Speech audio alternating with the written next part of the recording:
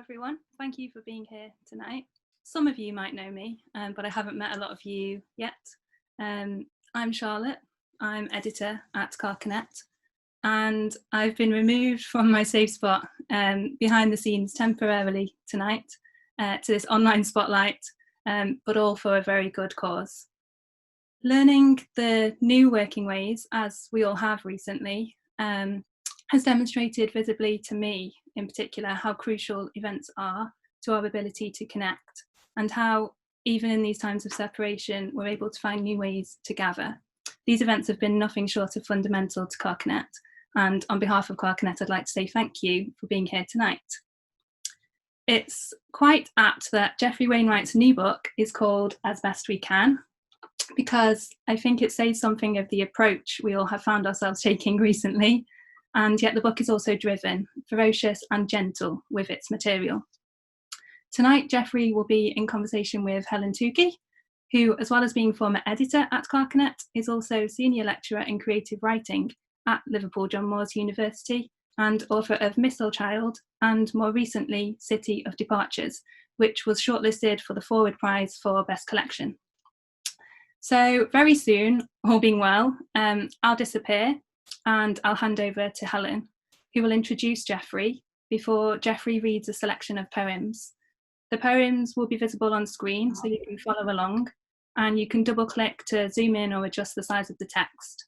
Helen will then return for a Q&A with Jeffrey, after which we will take some audience questions.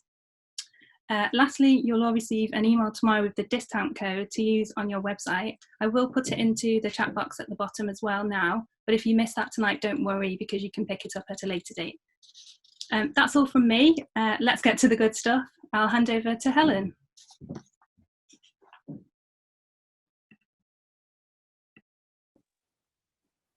Hi, everybody. Thanks so much, Charlotte. Hi, everyone. I'm really delighted to be hosting this launch event for Jeffrey Wainwright's 7th Carcanet collection, As Best We Can. I've been interested in Jeff's poetry for a long time. To my mind, it's very philosophical poetry. It's an ongoing investigation into how we see and experience the world, how we frame and measure out the world to suit ourselves, and also how we fret against the limitations of our own ways of knowing. But at the same time, and because it is poetry rather than a philosophical essay, it's always very grounded in the physical detail of the world. It's poetry that really gets its hands dirty in terms of digging into the textures of what's around us, obviously including language itself. It's also poetry that explores what matters most to us in terms of emotional connections, and this book is no exception to that. It digs back into memory, into dream, into family history, to explore the things that matter to the poet. So in a minute, I'm going to hand over to Jeffrey, who will read shorter poems and also excerpts from some of the book's longer sequences, interspersed at various points with a few thoughts from me. And then, as Charlotte said, after that we'll have time for questions. So if you have a question for Jeffrey, type it into the Q&A box, which you should be able to see at the bottom of your Zoom screen. You might need to hover the cursor over the bottom of the screen, and I will keep an eye on those, hopefully, as we're going along. So one of the main preoccupations of this book is about paying attention. It's about how we can learn about the world and ourselves through trying to pay attention to the smallest details of what's in front of us. And I'm now with great pleasure going to hand over to Jeffrey, who will explore that in the first set of poems that he's going to read. Thank you very much, Helen. I'm really glad that you were able to do this. The first 11 poems or so in this book are often about ideas, or the lack of them. Some regret their absence and some of them look for their presence. Either way, as you say, they fret about understanding and what we can know and how we know it, whether that's a fretting about knowing about a magpie or life and death. The first poem, which is the first poem in the book, is called Give Me a Line. which is about beginnings, about making a start. Give me a line. Give me a line. Any line will do. It could feature, for instance, this periwinkle blue. It could make a start.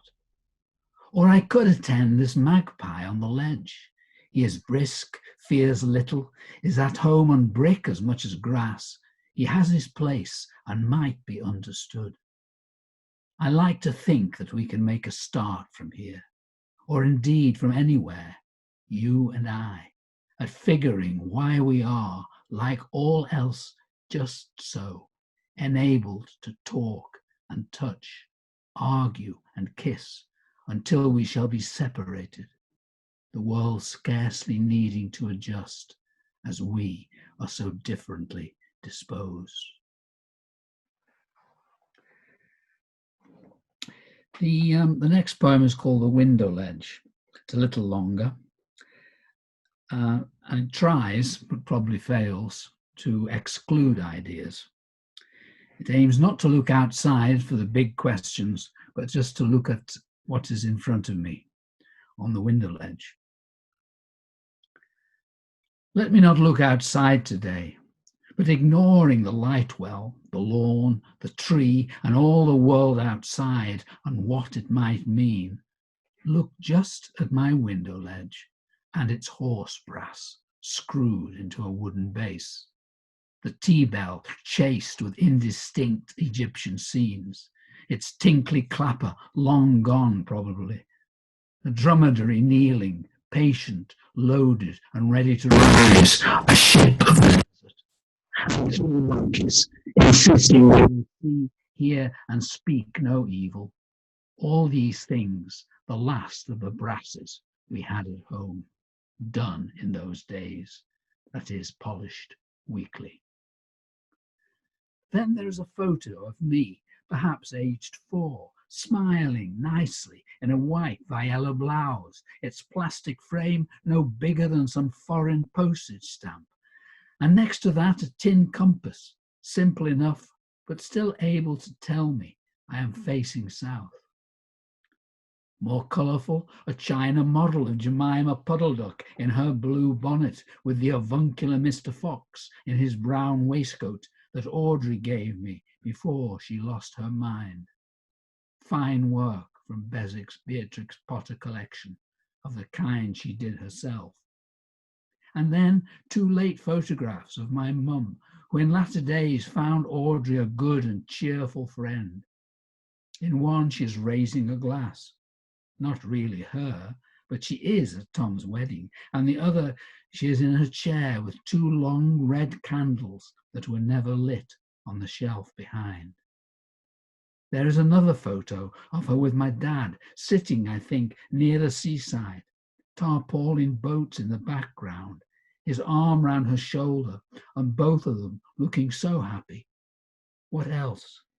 My only sporting trophy, Longton School Cricket Cup 1954, with Florence Primary and my name incised, and a plaster William Shakespeare seated. Sundry other photos, the children playing water games in Grandad's garden, that in colour, and Dad in black and white and tie and pullover, looking away from the camera as advised, and my mother, my wife, my daughter, all together.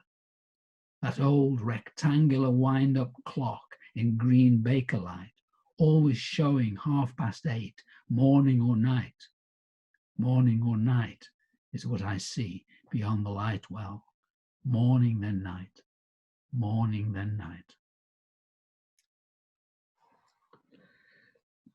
The next poem has some extracts from a sequence called The Lake, which is also a descriptive of a larger scene, although, but it does stray from this, from what's in front of me, towards squarish glimpses of clouds, boats, hay bales, dusk. One question the poem asks is, how intelligible is the lake? The lake. The red slipper of the dawn steals across the line of hills. Its confidence today, just as before. Hard to understand how it might seem tentative as it captures and lights the waiting lake. The whole day then stirs, shrugs, and follows suit. The weather breathes upon the lake. Suddenly everything is beautiful, especially that distant inlet and the white boat with its fishermen. He proceeds toward inwards beyond my sight, his landfall surely embraced by trees. Now here comes the thunder and whatever it is saying nowadays. Barrels rolling downstairs towards us in the vaults or caverns of a children's story. The lake absorbs it all, lightning included, and needs not even brace itself for harm. Shrink-wrapped hay bales glint above the shore. Their shine part of the sun's work at this hour, as are stray windscreens and sunroofs whose owners are shaded somewhere, botanizing perhaps, or tidying their samples and paperwork for calls this afternoon. Of point and purpose, how intelligible is the lake. Its irrigations are the reason for the village drowned, but what of its colours and misshapen mists? Need these be understood? How daring must the mind be now? Still, stillness. Why do we, who must serve, who must move to live, hanker so much for tranquility? Why do we want the lake to be like glass, for there to be no breath of air? Stillness is the chamberlain sent on ahead. We should rack it and bang our pots and pans. I want to find some pattern in the lake, something in 12s, since that is what I was given early to fit around the world, the shilling, the apostles, inches to the foot. But it will not do, nor any crystal shape. Nothing straight-edged can resolve the scene. Dusk. Along the skyline, a lemon yellow sunset turning orange. A solitary light high in the trees comes on, the first to ward off the fearsome dark. Then others follow, clutching at their own relief, until only the lake is blackness.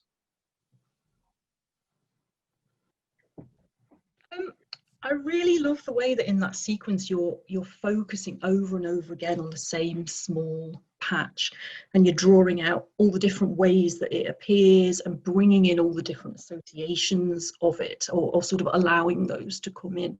It reminded me when I read it of, there's a brilliant book by the art historian T.J. Clarke called The Sight of Death, and he describes going back and back to look at the same two paintings by Poussin, and he writes about how he sees things differently every time and what he sees. And it also reminded me in the size and the shape of the poems on the page of those little viewfinder machines that you used to get in the 70s, which hopefully some people here will remember, where you looked through them and you saw views of famous places, or also the little tiny photographs that you got from Instamatic cameras, the ones that you mentioned in the window ledge. Smallness of them. So the next sequence that you're going to read from, Dreams of Lennox Road, also has this structure of returning, of repeated returns to the same scene, the same place. But in this case, in the more unsettling mode of dreams. It's almost as though here it's not you that's in charge of what we're seeing, but it's the dream, and that strange paradox that despite all the ways in which things seem to be wrong or they seem to be confusing, the dream still insists, as you put it in the poem, that this is Lennox Road.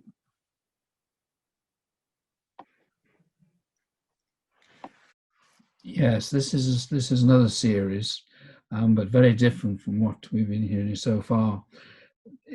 Dreams of Lennox Road is a series of dreams, actual dreams, that I had over a year or two, and just simply about the street where I grew up. The only thing that these dreams had in common was the fact that the street appears with aspects of the street, and it records the oddity, the craziness, and the mystery of dreams as well, I think.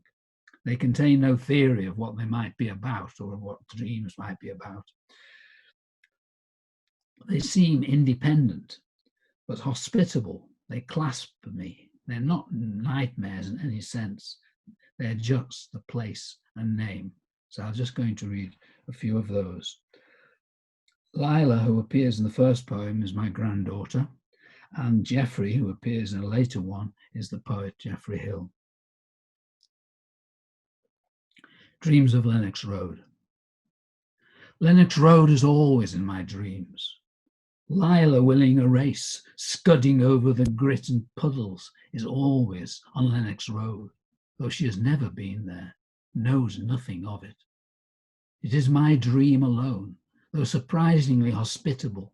It holds me, clasps me to itself, as though, independent as it seems, it has need of me. Lennox Road, the place and name, always in my dreams.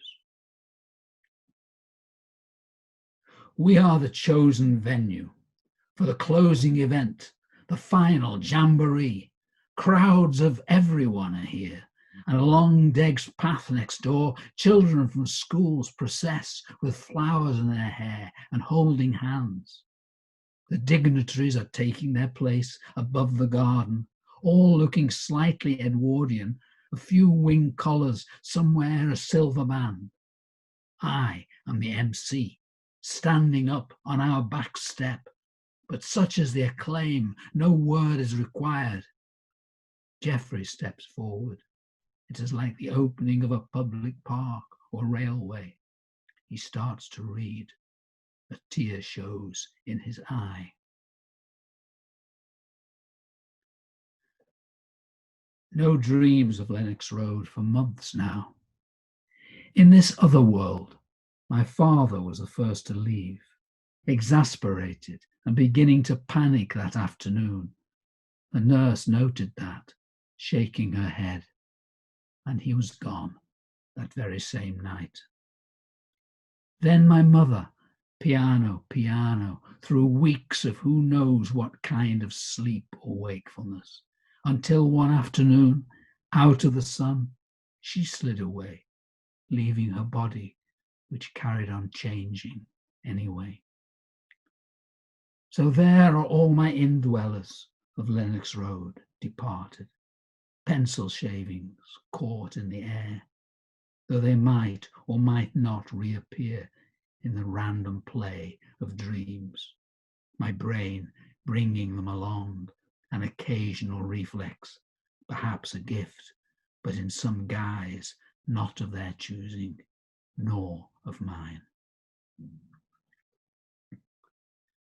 This is strange. It's been a fast trip home, 5 hours by car, but from Australia. We draw up outside number 10, parking under the gas lamp. A woman in a straw hat, not our sort, with a child is walking down our path, passing through the garden, it seems, used to it since we've been away. Then we, who are we, are indoors, but next door, in Deg's house, number 12, looking out of their window. And where are they? Pedalling furiously, I turn the corner into Chaplin Road, slightly uphill, and it is suddenly slow going. The brake blocks are sticking on the rims, more and more till I drag to a stop, foundering. Lennox Road is still up there ahead. I won't make it back there now.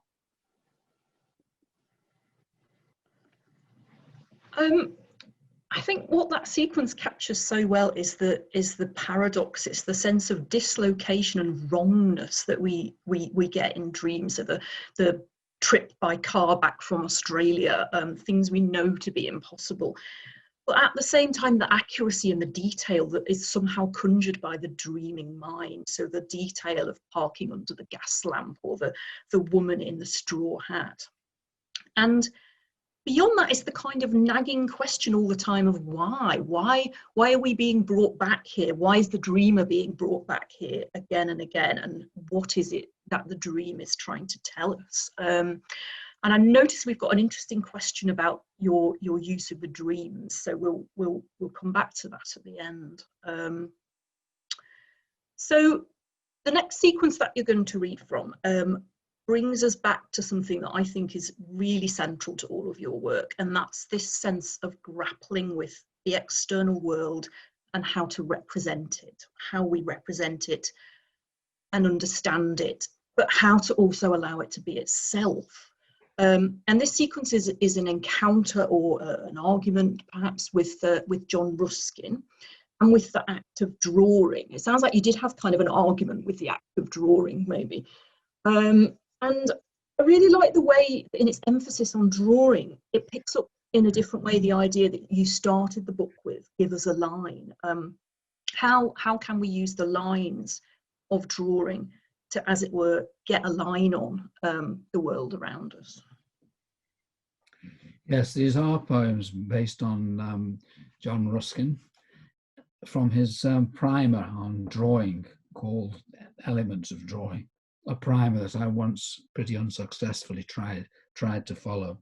Each poem uses a phrase from his book as an epigraph or jumping off point for cogitations, some of them I think comic, on nature and art, and they go all the way in one poem to Dada. The overall epigraph is, now that you can draw that stone, you can draw anything. And drawing lessons as well as dedicated to Brian Maidment, an old friend of mine who knows a lot more about Ruskin than I do. This is the first poem in the series. Look your stone antagonist boldly in the face. I do. I mean, I try. I falter, but do not fall back. I will valiant be. It is not my pencil nor my hand, but the bounds of my attention that have no membrane stuff, tough enough. How does a stone wait for us? At the ready? Why does it antagonize so? Resistant to all entreaty, obduring, yet what might it relieve us of? What could it pillage? Why then must I stand up? Why try to seize and satchel the likeness of a stone? Is this how to live on the earth about us, believing a stone is honoured by a line? A stone, a leaf, their fragile shadows clinging, we are not of them, however proximate they seem. And yet their fragile shadows clinging will adhere.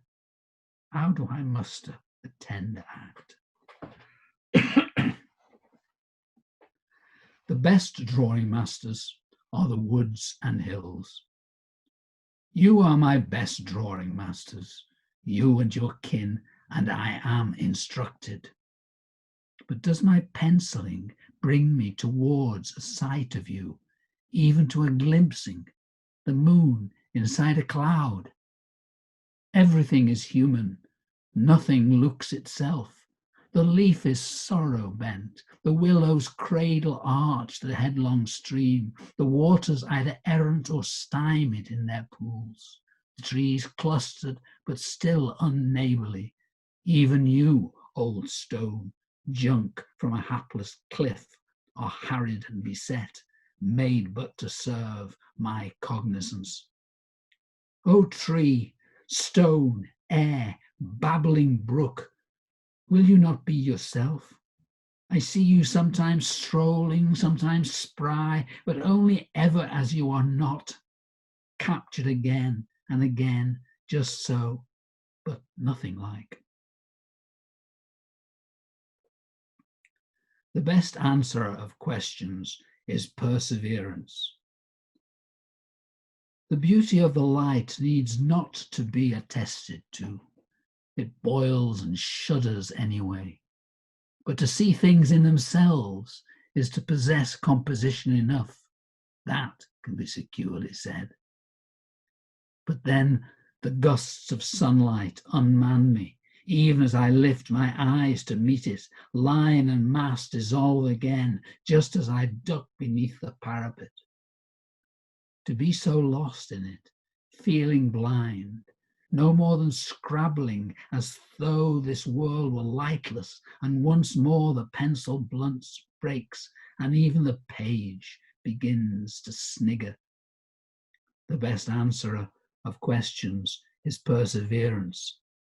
That will not be of the saintly kind, but that through wind and weather, all I am allowed to help me seek whatever waits inside the light. It would be bad advice that made you bold. But what scares me is to be thought pusillanimous. Da-da-dee-da-da, what you waiting for, Waynie? And meanwhile, here comes Big Ballsy pounding down the slope, going hard for it, the big doffer up and over the brook, and nearly makes it. He falls back on landing. You can see he's wet through to his pants. But he doesn't care. He beats his chest. He's ready for the cabaret Voltaire and grabs a megaphone. Doffer, cockster, brockster, do. Surely this is the language of paradise. But Ballsy had gone about as far as he could go and took up his pen again. I never could bid chaos welcome, he wrote, and I am daunted anew. Labour on, therefore, courageously. You will never love art well till you love what she mirrors better. What she mirrors better. Is shadowing then what she is about? And why are we so enamoured, so very smit by colour and by sock wool figured from a herring's useful skeleton? Perhaps, but this makes me drawn to devilry. Ours modest what is, of course, venerable Ma Nature, our mother, even when she was only glops, malt and flame, not the jovial dame of Ladysmock, author of Zephyrs and the noble nod of cedar, oak and lime, who preceded and must take precedence, making us feel small, as even pismires are revealed as better organized. This is not how I choose to be chastised. When I seek the shadow, what looks back is human, as mutable as a leaf or the artist's eye, which looks and then makes up what it sees.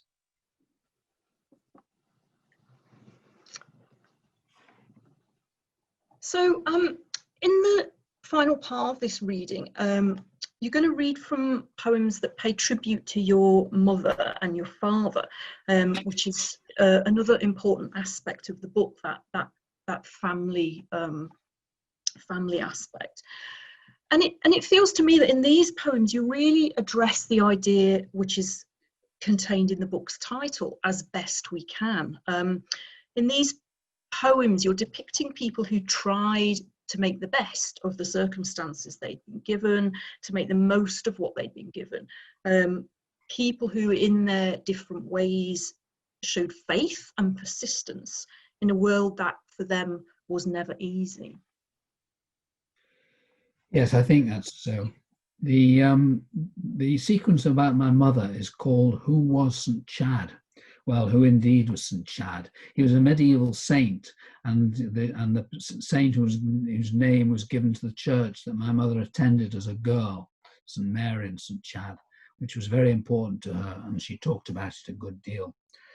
The poem, as I say, the poem is dedicated to her, but it's also about the decline of church and chapel in Stoke-on-Trent through my generation. Important to her and her generation and people before, but less and less so ever since. Her brother Perce, who died in the Second World War, also appears briefly in the poem. There is a question in the extract that I'm going to read that asks, what did those words do? Meaning the words of devotion that were familiar to her, but much less so to us.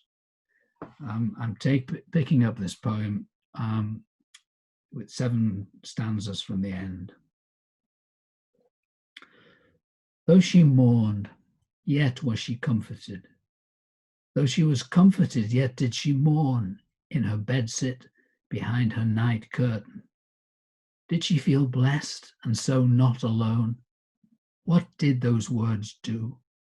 Who wasn't Chad known to welcome rain? What comes up when you Google death? Not much. Sites don't like to commit beyond permanent cessation and mystery. There are quotes on Goodreads. Was it better to hearken to it weakly? Dust and ashes have no dominion. I always wonder why I visit ashes. Clearly it makes no difference to these long gone bits of calx as I stand here dutifully once a year an unbeliever. They are gone, but will not absent themselves. They will persist, pursue us down the years. Or is it we who mither them, striving to drag them back to artificial light? All that matters most is invisible. Now we think that, now we don't. Death as it appears to us will not be solved, nor yet finessed. Chad tried, Anselm tried, Nell tried, and though there is so much about us that was once unseen, Perse and the angels will not vouchsafe themselves.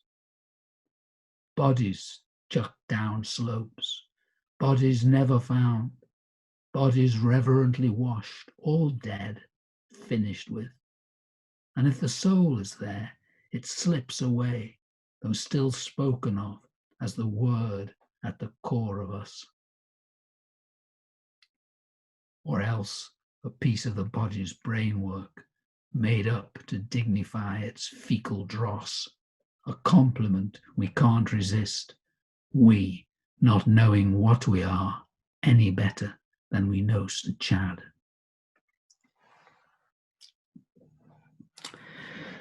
And this poem is called My Father and the Onward Tendency. The onward tendency is a phrase of George Eliot's, by which she means the onward tendency towards amelioration, things getting better, progressing, and 19th century ideal, of course. It was one that my father shared, which is why he wanted me to be good at maths, because that's the figuring as the way to, traditionally thought of as the way to get on. And it's also why he subscribed to the ideals of the post-war Festival of Britain, where it's a celebration of modernity, through to his disillusionment as he came in late life to lose his job. My father and the onward tendency. Because he could not bid chaos welcome, he railed at me who made a botch of long division.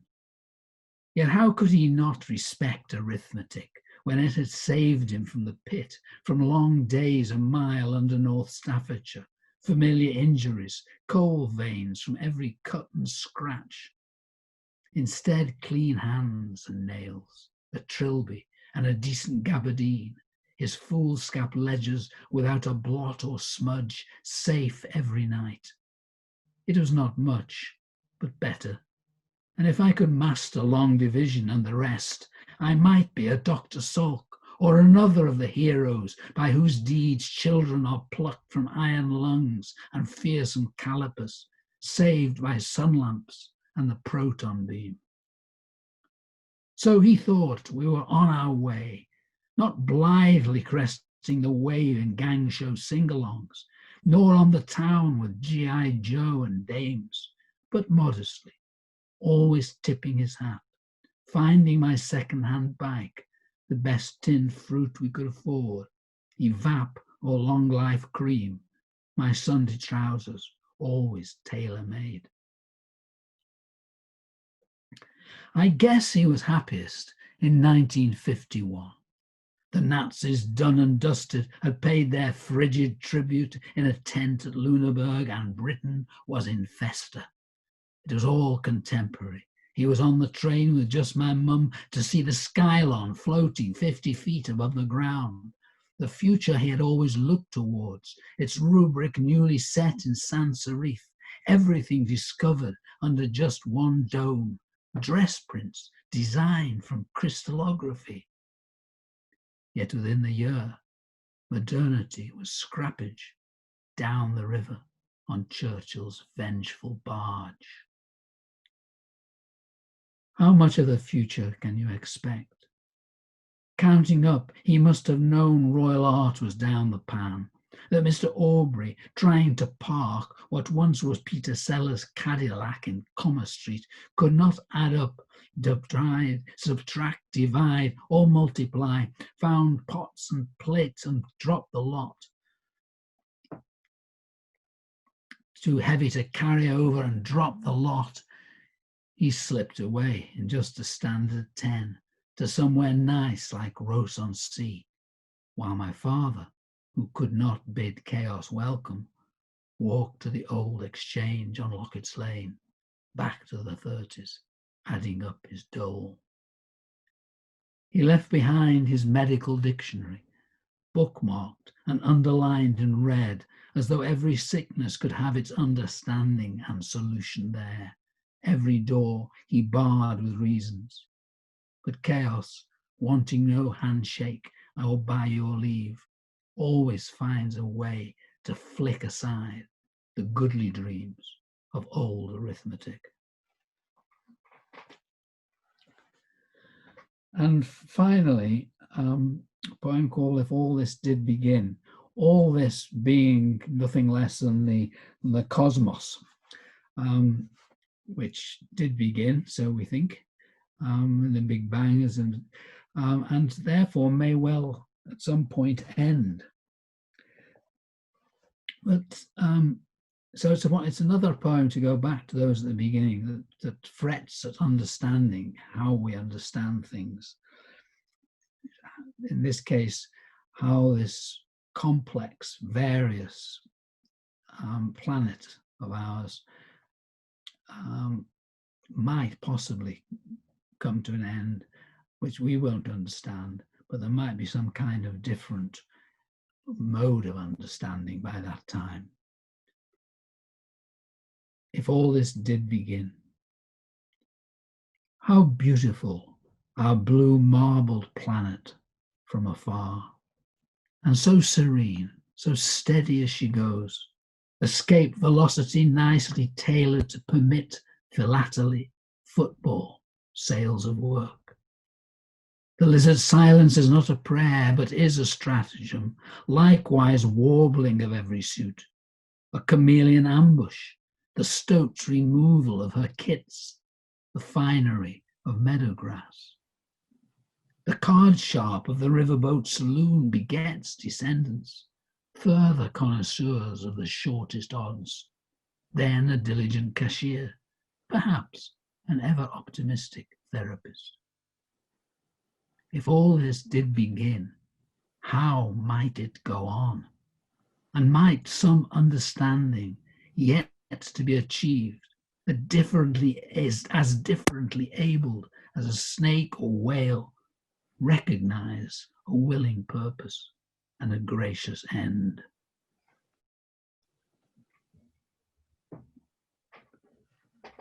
Thank you, Jeffrey, so much. That was wonderful.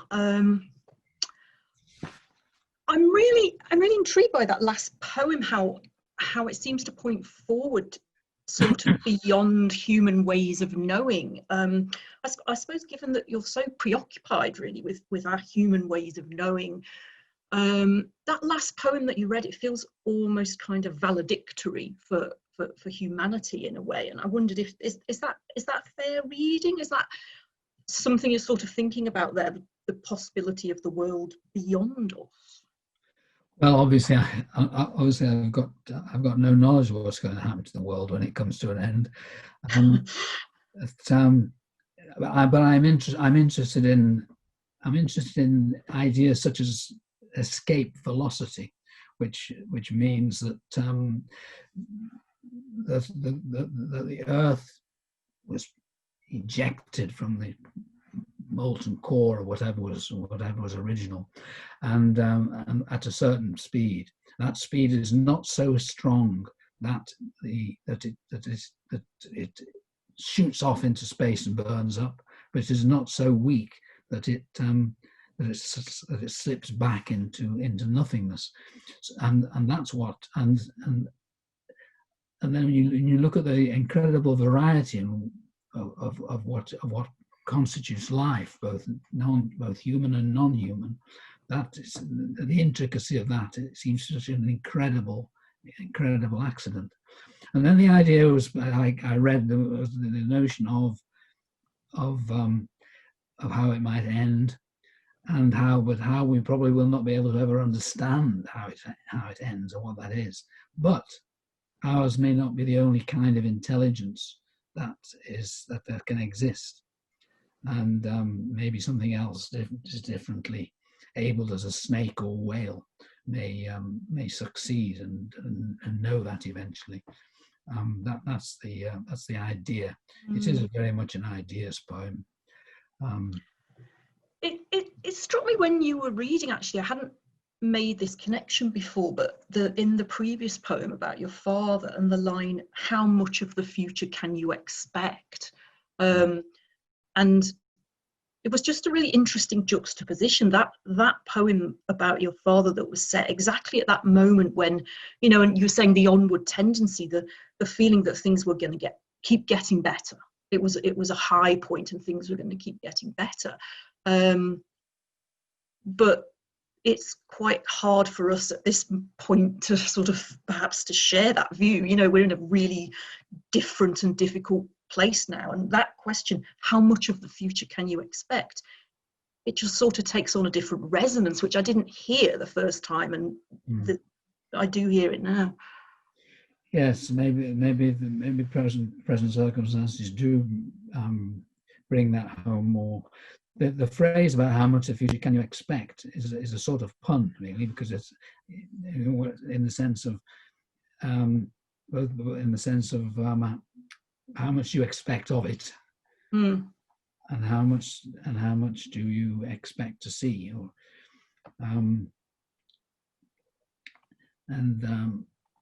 I think yes. I'm just trying to associate the two poems myself at the moment.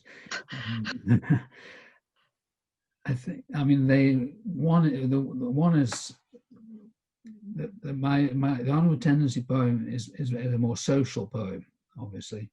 Although at the ending, you need to think about the fact that everything will end, i.e. individual mortality, which may render the notion of anything further beyond that irrelevant, but still. Well, we've got a really interesting comment here from Tony Rudolph, who, referring to that poem, says, I remember the Festival of Britain well, and was taken by my parents to the new Royal Festival Hall. Please explain Vengeful Barge. Did the new Prime Minister Churchill actually watch the vandalism involved in pulling down the Skylon? That was a shameful act, pure spite, entirely symbolic and entirely pointless. Yes, the Vengeful Barge is exactly that. It's Churchill apparently did not like this Festival of Britain. He thought it was a socialist piece of socialist utopian nonsense, and as soon as he came to power, he made sure that it was mostly forgotten about and physically destroyed and Skylon was torn down and went down the river on a barge, as I understand. Okay. Apparently remembers. No, I don't know whether he remembers. I suppose you're right to remember. But that's the yes, that's the point of the reference to that. Right. That's the reference. Interesting. Okay. Can we go back to the question about the dream poems, because there's an interesting question here from John Greening, who says, I very much like the dream poems. Were you wary of using dreams so directly? Yes, I was wary, and I puzzled a bit about how much I should try to improve them, if you like, from a poetic point of view, and I did very little of that.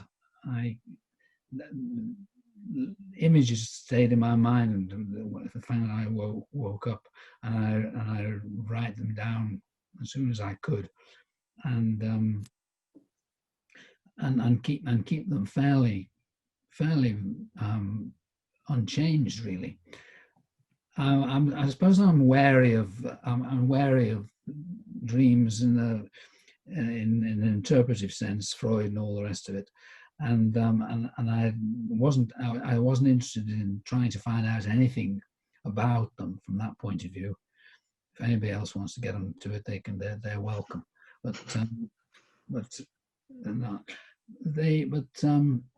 But they are comparative, as much as I can say. They are pretty honest. They are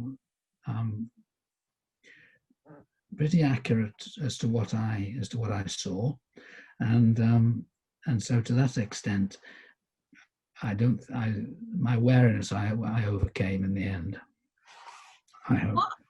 I really like them as well, and I think it is definitely, I really like the fact that, as you say, you didn't try to interpret them within the poems or sort of comment on them or theorize about them or anything like that. So again, in a way, what we're being shown is a sort of series of snapshots, isn't it? But I find it interesting as well in the context of the book that, like I said before, with the dream poems, it's as though you are not you're not really in control of sort of what's being shown to you, and so you're almost sort of reporting in this sort of slightly puzzled way. And I wonder if that, I don't know if I can articulate this. It's setting that sequence within the book, which is so much about this question of how is there a way that we can avoid constantly imposing our own interpretations on things. It feels like quite an interesting, almost interruption from another self, one that you, it's still your dreaming mind, but you don't understand it necessarily. Yes, I mean, I think they're technically and stylistically very different from most of the rest. Excuse me, most of the rest of the book, and they do have a sort of independence. They just happen, and I've tried to maintain that just happening as best I can, and they have that character. They have this character of being very independent. They are occurrences in the unconscious, in sleep time, and I think, and I've tried not to use waking time to change them. But that notion that you have of them being very independent, something happening quite separately, is very true to their experience. I mean, going back to the wariness, I was doubtful about these kinds of poems, if you like, because it's something so ungoverned. Because I tend to write in ways that are involve a lot of going over and reworking and conscious effort and so forth. And these are quite different from that. So I was wary about that as well. and I needed a bit of nerve to allow that to allow them to work that way. Well, that actually connects really interestingly to a question from Michael Schmidt, who says, when you showed me the window ledge, it felt like one of your poems, and yet it also seemed different in kind from your earlier poems, as if perhaps you had relaxed something and found a kind of candor, a different sort of celebration of being here. Was it a kind of revelation for you, that poem, formal and or thematic? Yes, to an extent. I think it was quite different. It does fit into a sequence of poems. No, not a sequence of poems, but a number of poems are in the book, in which I'm sort of looking out of the window and trying to see something that's significant. And this was a day when I tried not to do that, and so I was rather surprised by the result. And it is rather different. It's probably a little bit more personal than I'm used to, and so it is a different kind of poem. Yes. Well, I'd like to dig into that a bit more, but there's such a lot of interesting questions here, and this connects kind of to another question here from Mariam Hesavi, who says, thank you for sharing these wonderful poems. Might you be able to talk a little bit about your writing process and how, if at all, it has changed across the various collections you've published? And that's interesting because what you're saying there is that it kind of perhaps has, or you have opened out to slightly different processes with this book. Well, I think that although I did obviously there's a certain amount of work on the window ledge poem, that and the dreams poems are more are looser, I suppose, and sort of, I hesitate to say easier to write, but written a lot more quickly, because my method of writing for the most part is some phrase, some word, even some image really strikes me, and I set off from that. But finding the rest of the poem can be quite a long process, and it might involve a lot of time on just one line or something. So the window ledge and the dream poem are really quite different compared to most of my working process. Interesting. There's a question here from John Whale, which seems to get to something quite key in your writing, I think. He says, could I press you on your repeated use of the word fret as a means of describing what I take to be the reflective, grappling curiosity evident in the poems? I love that, grappling. How much agitation do you see in the fretting about? Well, the word comes from you, of course.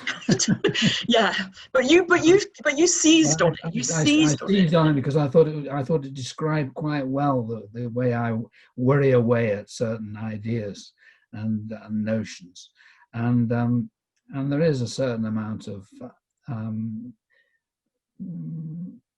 agitation, possibly anxiety, in that, but. I do have a liking or a wish to try to understand things and sort things out and so on, and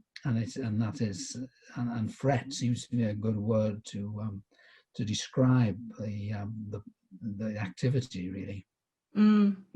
Yeah, and that sense of us, it is that kind of agitation at the world and our own limits, isn't it? And at the same time, you know, it's the pleasure of the world. It's very paradoxical. There's several more questions here, which are all brilliant. But I'm really aware that we're sort of running out of time.